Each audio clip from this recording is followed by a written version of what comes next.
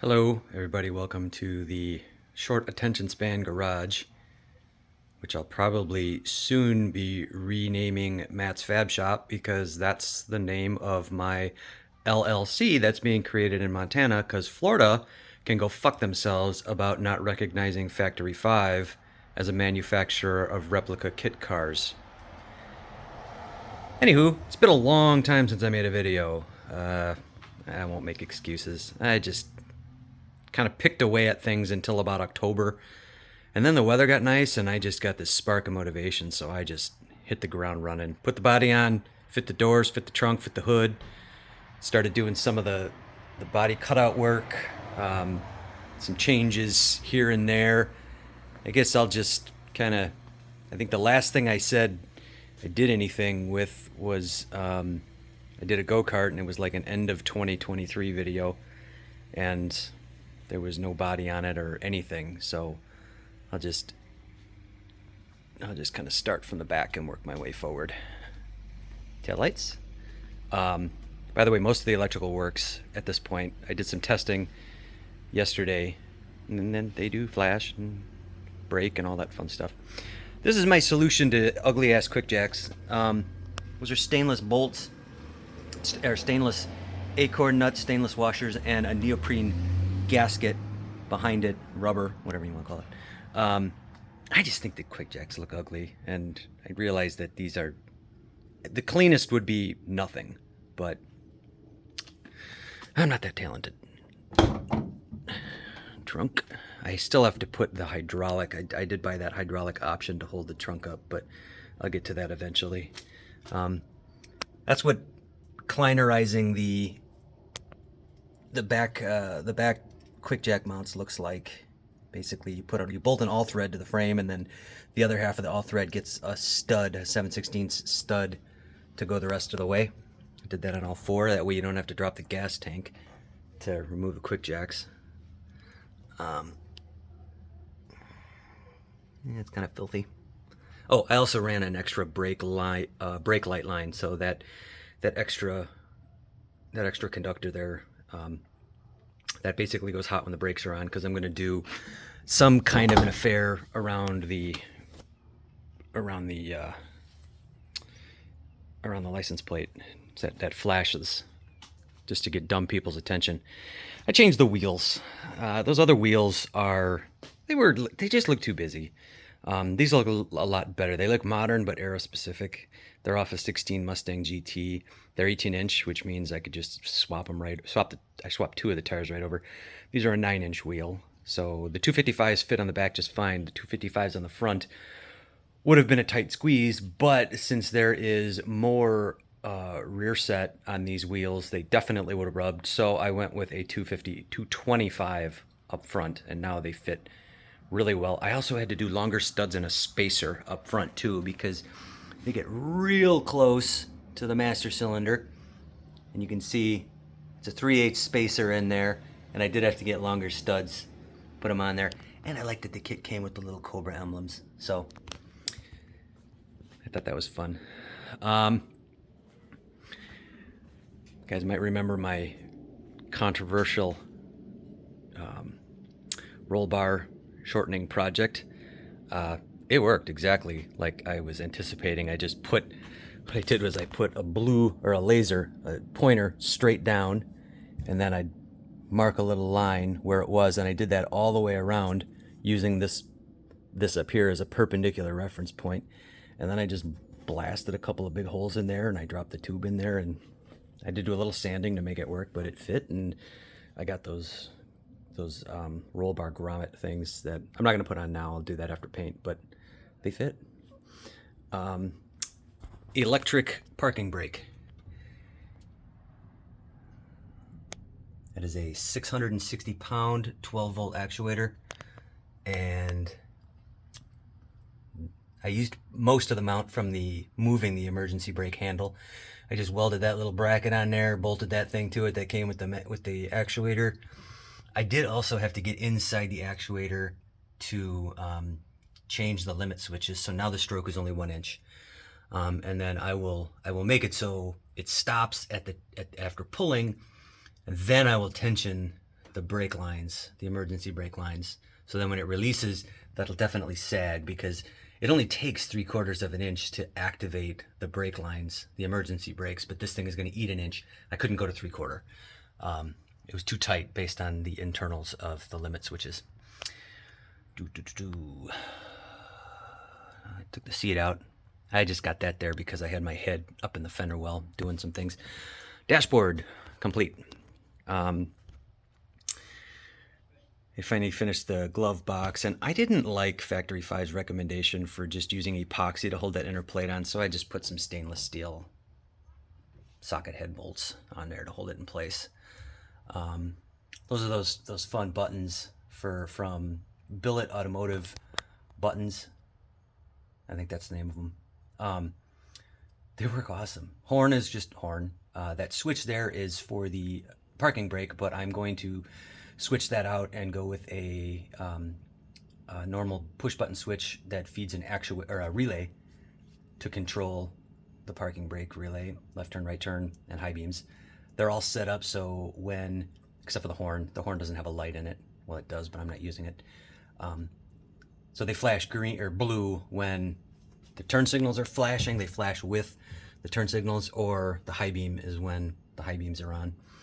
Nothing special about the gauges or anything. And I'm also going to raise my dash up. Factory 5's manual said way over here in the corner, this edge has to be 3/16 of an inch below the rail. Well, the rail itself wasn't following the same arc. So it put this huge gap in the top. And these screws go into riv nuts that are on a piece of aluminum L bracket that's screwed to the bottom of this square tube. I'm just going to peel the dash down, put a rev nut in here, I'll mark the hole, put a rev nut right in the bar, and then just push the whole dashboard up and make it fit better. I think it'll look a lot better. Windshield, pretty straightforward. It was kind of a chore getting at the left side bolts. Basically, if you didn't put the fuse box in with rivets and you can remove it easily, do that. I used the screws that came out of a lot of the aluminum panels.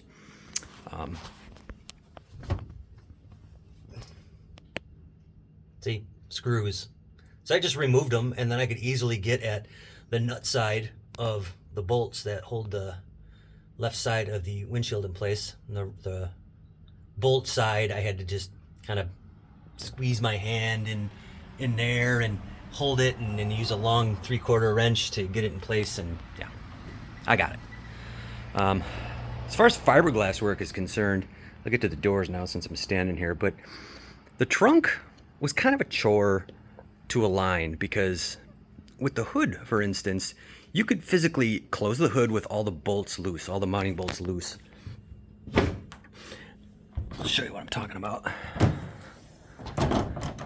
So I could literally leave all those mounting bolts loose, close the hood, reach up from down there, and tighten everything up. And then the hood was perfect. You can't do that with the trunk. So you kind of got to like set it, lift it, and as soon as you just lift it a little bit, it moves all the loose bolts. So fortunately, there wasn't many of them. I mean, it's basically just this right there, but those two, there's a lot of play that's allowed in those two bolts, and then the width of the at the mount of the trunk panel, it's adjustable as well. It was a lot of trial and error, but basically I got it, and I'm definitely going to mark it when I take it off for paint, but that's going to be a little ways out. Anyway, yeah, the hood was pretty straightforward. I did use one spacer, or one of those little rubber shims, because it's perfectly flush here, but wait on here, it's in, I think you can see that, it goes down about maybe 1/8 of an inch, and I'm okay with that. So, but I'll clean up all that in a little bit. The doors are a dumpster fire. Won't get to the other. This one's bad on this side, because you can see this is the top of the door, this is the top of the body. I literally have to push this down like over 1/2 of an inch to get it to fit, but that's not going to happen. So what I'm going to do here is I'm going to try, this is from GoDad Go. He's got some cool videos on how he put his stuff together, but I'm literally going to cut the fiberglass here and here and split it and then re-epoxy it to hold it in place to make this more flush. And then back there it's all right, but then also you got this body line. So I can put an 1/8 to 1/4 inch of Bondo on the door to take up the space. Yeah, it's not even closed all the way yet because, yeah. Or I can, you can see on the inside of the door, I can put a big cut along here and then separate it, put some shims in there, and reglass it. So that's what I'm going to do there too. Same with the other door. I'm still going to cut out the little vents. We'll get to that later. And then the front, I'm not hell-bent on leaving the Quick Jacks looking like this. For the time being, they're fine, and I'll drive it like this for months just while I put some breakdown miles on it. But kind of want to do something a little more elegant. We'll see what I come up with. And then cut in the headlights literally yesterday. So that is going to get wired up today, and then I'll have the headlights. I'm going to switch to LED headlights though. I got the incandescent bulbs that came with the car. Those are going to draw way too much current for the switch that I put in. I was planning on switching to LEDs anyway, so I just got to get them and I'll put them in, and then I'll have lights. And Florida registration. So I went to the DMV, and long story short, the ultimate sticking point with me is that Florida will not recognize Factory 5 as a manufacturer of replica kit cars. I originally tried registering it as just a replica car, already done, like Superformance. Well, they went to Tallahassee, and then I got a call back and said my car has to be inspected. Okay, understand that. So then they were going to give me a temporary plate so I could drive my car down to the inspection place. Well, she said, what manufacturer is it? And I said, it's Factory 5. And she said, I can't find that in my list anywhere. And I'm like, what do you mean? It says right here on my MSO, Factory 5 is the manufacturer of this kit. And if you look at the TL documents on the Florida DMV website, the procedure, TL41, states that for a kit car that comes from a manufacturer, that the title is to be branded the manufacturer, not assembled from parts. ASPT is what a lot of people in Florida have on their kit. I don't care so much about the year. The year will just get me antique plates. It's that manufacturer thing that chaps my ass, because assembling a car from parts kind of has an implication that you went to a scrapyard and you salvaged everything to put it together, or you literally bought tubing and you welded it together, and it never had a title, or it never had an initial manufacturer to begin with. So no, you know what? No, I'd gladly give you all the tax revenue for the registration of this car, but because of that one sticking point, no, I'll take it to Montana. Besides, I'm probably not going to live in Florida much longer anyway. So, but that's that. And I should have the plates by Christmas, and this should be a drivable car by Christmas. So, happy holidays, everybody, and I really hope 2025 is better than 2024, because it's kind of been a shitty year. But start anew. Take it easy, everyone.